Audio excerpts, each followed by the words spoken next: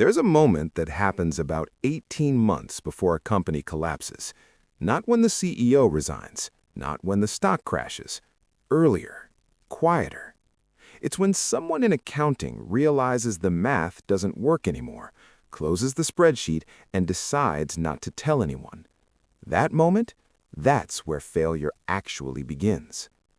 We think businesses die suddenly.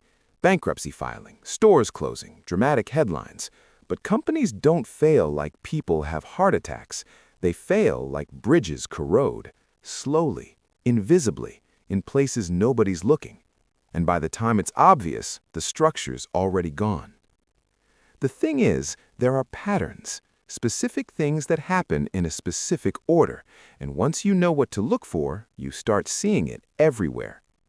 It usually starts with growth, which sounds wrong, but stay with me. A company has a good year, revenue's up, everyone's excited, so leadership makes a decision. We need to grow faster. They hire aggressively, 50 new people, 100. They lease bigger offices. They launch in 3 new markets at once. On paper, it's called scaling. In practice, it's called spending money you haven't made yet. Here's the problem. Revenue might be up 20%, but expenses just went up 40%. And nobody panics because growth covers a lot of sins. Investors love momentum. Employees love expansion. The CFO brings up burn rate in a meeting and gets told to be less risk-averse. Month by month, the gap widens. Not dramatically, just consistently, like a bathtub filling 1 degree warmer than you notice. Now, the cash flow timing starts to break. The company's selling more, sure, but they're paying suppliers up front and waiting 60, sometimes 90 days to get paid by customers, which means even profitable months feel broke. So they take on a credit line just to smooth things out. Temporary. Except it's never temporary.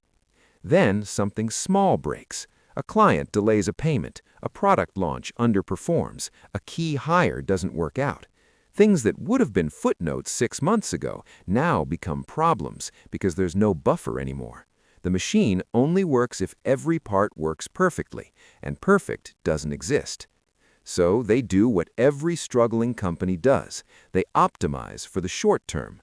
Cut the marketing budget, delay infrastructure upgrades, push off maintenance, stop investing in anything that doesn't generate revenue this quarter. And that's the trap. Because now you're not just spending more than you make, you're also getting worse at making money. Meanwhile, externally, everything looks fine.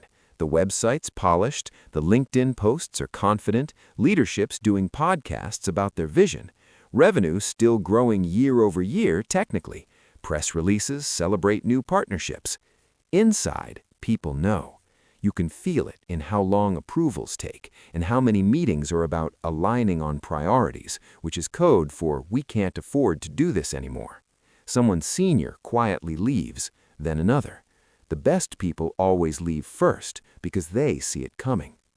By the time leadership admits there's a problem, the options are all bad. Layoffs buy you 3 months, maybe 6. Selling off a division helps, but now you're smaller and weaker. Raising another funding round sounds great until you realize investors can smell desperation, and desperation gets terrible terms. You're not raising money, you're selling the future at a discount.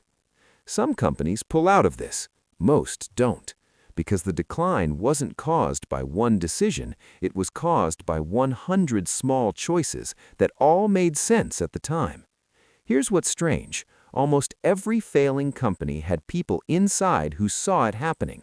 They ran the numbers, they raised concerns, but they got overruled by optimism or momentum, or the feeling that this time would be different.